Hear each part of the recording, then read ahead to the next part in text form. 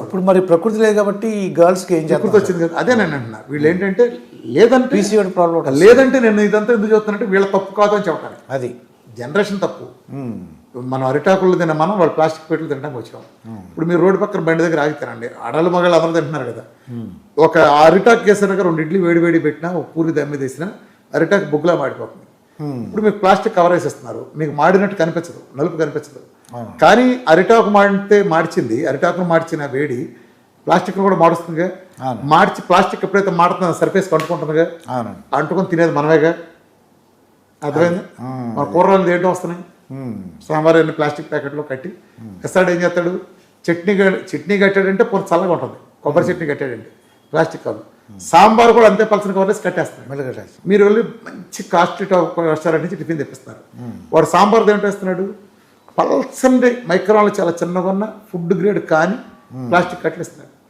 మొదట ఆడు కట్టినప్పుడు చాలా వేడి ఉంటుంది, కాసేపటిగా వేడి ఆరిపోతుంది. మన దగ్గర ఆ ప్లాస్టిక్ అందులో దిగిపోతుంది. మరి చిన్నపిల్లలకి ఇప్పుడు నిన్న నా దగ్గర 5 క్యాన్సర్లు వచ్చారంటే ఎందుకు?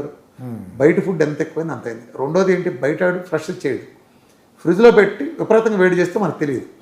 అతిపెద్ద అనంతం ఏంటంటే అసలు ప్రపంచంలో వాళ్ళు ఎక్కువ క్యాన్సర్లు రావడానికి మనందరం ఇంత పడవటం కారణం, ఫ్రిడ్జ్లోంచి బాగా చల్లదనంగా తీసిన ఒక ఆహారాన్ని, పదార్థాన్ని, దేన్నైనా మనం వెంటనే సహజంగా వాటర్ పోయే వరకు వెయిట్ చేయకుండా వెంటనే మైక్రోవేవ్లో పెట్టడం కానీ వెంటనే పొయ్యి మీద పెట్టి హైశాఖలో చేయటంగా చేస్తాం. ఇది ప్రమాదం. మీరు హైశాఖ మామూలుగా ప్రమాదం, ఫ్రీ రాడికల్స్ ఏర్పడుతుంది. డీప్ ఫ్రిడ్జ్ తీస్తే మీరు ఏకంగా హైశాఖలో పెట్టి, అంటే డీప్ నుంచి తీసేకుండా మరింత కసిగా ఇంకెక్కువ మంట పెట్టి వేయిస్తే అంత శక్తి అది మొత్తం ఫ్రీ రాడికల్స్ మారిపోతుంది. మీరు తినే ప్రతిదీ ఫ్రీ రాడికల్స్. అంటే లోపలికి వెళ్ళి క్యాన్సర్గా మారవచ్చు, కిడ్నీలు పోగొట్టచ్చు, అనేక ఆటోమిల్ కారణం కావచ్చు, అన్నిటి పోగొట్టి ఒక దరిద్రపోటీ వ్యవస్థ జరుగుతుంది. సాధ్యం అంటే ఈ లైఫ్ స్టైల్ మార్చుకుంటాం. సాధ్యంత వరకు ఇంట్లో ఉప్పు కల్తీ, మీరు వేసుకున్న ఆయిల్ ప్రభుత్వాలు అచ్చోసిన ఆంబోతుల్లాగా వదిలే మన మీద కూడా రిఫండ్ ఆయిల్స్. మన ఐసీఎంఆర్ కూడా అచ్చోసిన ఆంబోతుల్లాగా రిఫండ్ ఆయిల్ వదిలినట్టు వాళ్ళ మీద చెప్తాయింది. ఎన్ఐఎన్ ఐసీఎంఆర్కి మన గైడ్లైన్స్ ఇచ్చారు. ప్రజలు నిజంగానండి షాక్ కొడుతుంది. మీకు ఇలాంటి ఒక 150 కోట్ల మంది గైడ్లైన్స్ ఇవ్వాల్సిన ప్రభుత్వ సంస్థ, ఆ 2 సంస్థలు కలిపి మనకిచ్చిన గైడ్లైన్స్ ఏంటి తెలుసండి? గానగాయలు తింటే అది మీకు పనికిరావు, మీ హాని చేస్తాయి, రిఫండ్ ఆయిల్ తీసుకొని కెమికల్ వేసి నేను చెబుతున్నాను. బాధ్యత ఉందండి వీళ్ళకి. అసలు సమాజం పట్ల కానీ, మనుషుల ఆరోగ్యం పట్ల కానీ, మనం తీసుకునే జీతాల పట్ల కానీ ఏమన్నా బాధ్యత ఉందా? 150 కోట్ల మంది గైడ్లైన్స్ ఇవ్వాలంటే ఇంత దరిద్రంగా వేరే వాళ్ళకి అనుకూలంగా ప్రజల ఆరోగ్యాన్ని తీవ్ర విఘాతం కలిగించి ఇలాంటి ప్రచారం చేయొచ్చా? అసలు పరిశోధన ఉందా వీళ్ళకి? వాళ్ళ సిద్ధాంతం అంటారు ఐసీఎంఆర్ ఎన్ఐఎన్ దిగ్భ్రాంతికరం. శాచురేటెడ్ ఫ్యాట్స్ ఆర్ బ్యాడ్ అంట.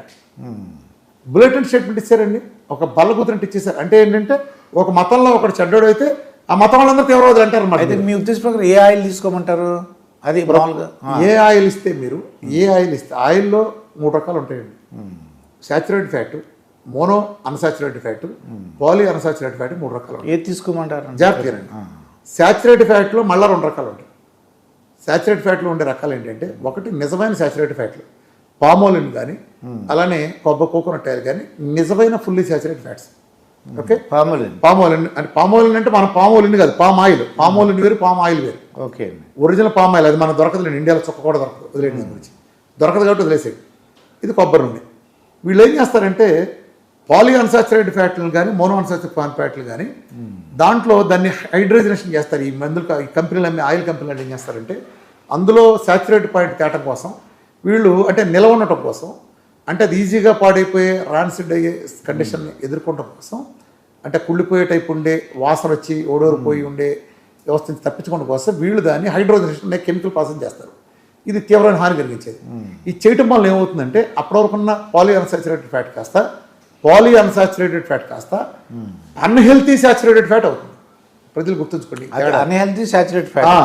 కొబ్బరి నూనె కానీ పామాయిల్ లాంటివి కానీ హెల్తీ సాచురేటెడ్ ఫ్యాట్స్. వీళ్ళు ఏం చేశారంటే ఈ దుర్మార్గులు, ఈ వ్యాపారులంతా కలిపి నిలవడం కోసం కలిపే ఎసెన్స్ కెమికల్స్, ఈ హైడ్రోజనేషన్ ఆటమ్స్ కలపడం ద్వారా దాన్ని ప్రాసెస్ మిక్సింగ్ అన్హెల్తీ ఇది పాలీ అన్సాచురేటెడ్ ఫ్యాట్స్ కాస్త అన్హెల్తీ సాచురేటెడ్ ఫ్యాట్స్ అవుతుంది.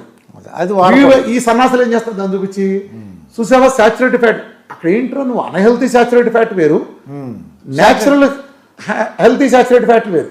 వీడేమంటున్నాడు? అన్హెల్తీ మాడిఫైడ్ ఆ సాచురేటెడ్ ఫ్యాట్లు చూపించి ఇదిగో ఇది తప్పు అని చెప్పని ఎంత నీచులు అంటే వీళ్ళు. మనం ఏది వాడదామంటారు ప్రజలకు? ఇప్పుడు ఏది హెల్తీ సాచురేటెడ్ ఫ్యాట్స్ ఏంటి సార్ అవి? ఈ ప్రపంచంలో కల్లా వంటకు అత్యుత్తమైన ఆయిల్ తల్లిపాలల్లో ఉన్న తర్వాత మోనోలరిక్ యాసిడ్ కలిగి ఉన్న ఒకే ఒక పదార్థం మనకి కోకోనట్ ఆయిల్. ఈ ప్రపంచపు best anti microbial, anti fungal, anti viral, anti cancer ఏదైనా సరే అద్భుతంగా పనిచేసే ఒక ముఖ్య మహాద్భుతమైన అదేంటంటే ఇట్స్ కోకోనట్ ఆయిల్. ఇది వైరస్ని చంపుతుంది, బ్యాక్టీరియాని చంపుతుంది. ఎంత తెలివిగా అంటే మరి కర్రీస్ మనకు అలవాటు పడలేము కదా సార్. కొబ్బరి బాగానే మెప్పుతాంగా ఏకల్దాకా. ఇప్పుడు గుళ్ళో దేవుడు కొబ్బరికాయ కొట్టాలి. దేవుడు తింటాడు, మనం తింటామా? మనం తింటున్నాం అండి. మరి శనివారం ఓ దేవుడు, శుక్రవారం దేవుడు, సోమవారం దేవుడు పేరు చెప్పి మరి రోజుకు కొబ్బరికాయ కొట్టి ఆ కొబ్బరికాయలు అడుపుక్కాడు అన్నాళ్ళు. ఏమైంది? కొబ్బరికాయలు తింటే కొబ్బరికాయలు లేదు ఆయిల్ ఎక్కడి నుంచి వస్తుంది? ఎండు కొబ్బరి వేసి చక్కెర పొంగల్ లొట్టలేసుకుని సొల్లు గార్చుకొని నాకట్లా. అంటే కొబ్బరి ఎక్కడ తింటలేదు మనం. మన జీవన విధానంలో కొబ్బరి ఉంది ప్రతి చోట. ఓకే, అన్ని కొబ్బరి కదా. కొబ్బరితో లవ్ చేస్తే అలవాటు చేసుకోవాలన్నమాట అండి, అలవాటు చేసుకోవాలి. ఇదంతా mind set. Sir PCOD problems ఎక్కువ మందికి వస్తున్నారు అంటే ఏం జాగ్రత్తలు తీసుకోమంటారు? ఏం లేదు, గర్ల్స్కి ఫుడ్ స్టైల్ మార్చాలండి. మామూలుగా ఏమవుతుందంటే ఆడపిల్లల్లో మనకు సిస్ట్ లాగా వస్తాయి. ఫైబ్రాయిడ్స్ అంటాం, సిస్టులు అంటాం. అందులో చాలా రకాలు ఉంటాయి. ఇవన్నీ ఓవరీస్లో కానీ ఎండోమెట్రియం దగ్గర కానీ రకరకాల పాలిప్స్ రకరకాలు వస్తాయి. ఎండోమెట్రియం థిక్నెస్ అవ్వటం, ఓవరీస్లో అదంతా యూట్రస్, ఇదంతా బల్కీ యూట్రస్ అవటం, చాలా సమస్యలు వస్తాయి. సర్వికల్లో ఇష్యూస్ ఇవన్నీ. ఎప్పుడైతే మనకి హైజినిటీ లేకపోవటం ఒకటి. అంటే హైజినిటీ అంటే మనం స్నానం చేసామా కాదు, నీళ్లు తక్కువ తాగుతారు ఆడపిల్లలు. ఎందుకంటే ఫ్రీక్వెంట్ యూరినేషన్ వెళ్ళాల్సి వస్తుంది అని తప్పించుకోవడం కోసం.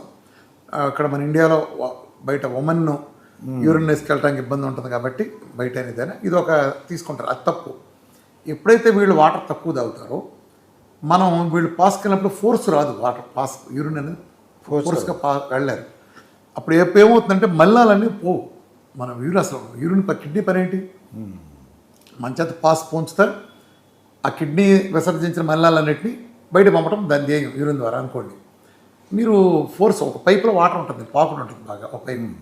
మీరు ఏదో చిన్నగా వాటర్ వదిలేరు దాంట్లో, అదేదో వాటర్ అందులోంచి పడుతుంది. అప్పుడు వాటరే పడుతుంది కదా, దాంట్లో పాకుడు వదలదు.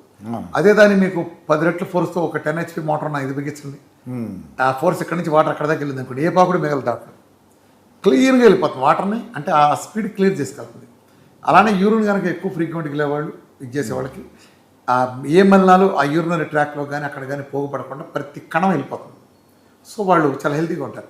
ఎప్పుడైతే తక్కువ నీళ్ళు తాగేవాళ్ళు ఉంటారో మీ ఇండికేషన్ కూడా వస్తుంది, బాడీ డిహైడ్రేట్ అవటం ఇండికేషనే కాకుండా వీళ్ళకి ఆ ట్రాక్లో మలినాలు మిగిలిపోతాయి.